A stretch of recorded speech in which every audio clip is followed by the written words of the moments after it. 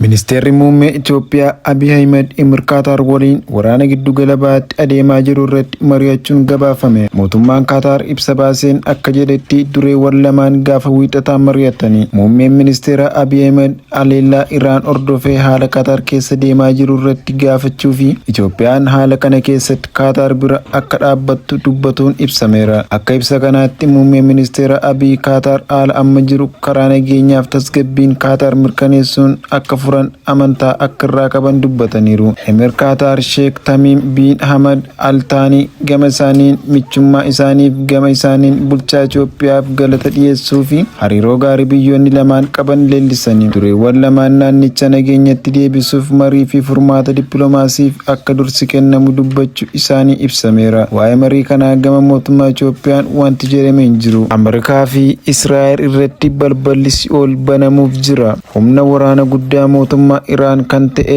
gareen eegdota warraaqsa Islaamummaa Iraan Ameerikaa fi Israa'el irratti balballi Si'ool banamuuf jechuun doorsisanii. Dubbii himaan eegdota warraaqsaa Birgaadeer Jeneraal Ali Mohammad Naim kan hoogganaan garichaa haleellaa Teheraan keessatti raawwatameen ajjeefame. Waraanni isaanii diina kan akka Israa'elii fi Ameerikaa rukutuu itti fufa jedhani. Jeneraalli kun ibsa dhaabbata oduu mootummaa Tasnaamiif kennaniin haleellaan Iraan misaayila ammayyaa isheetiin biyyoota kanneen irratti raawwattu akka cimu ibsanii. Iraan haleellaa ishee irratti raawwatame guyyaa arfaffaa qabate kanaaf deebii kennuudhaan Israa'elii fi michoota Ameerikaa baha giddu galeessaa irratti haleellaa misaayilaa fi dirooniin itti fufteetti. Dubbii himaan kun akka jedhanitti eegdonni warraaqsa hooggansa ajaja isa haaraa muudame Ahmed Vahidiin ergamaa isaa humna guutuun itti fufuun diinota isaa haaloo baha jedhani.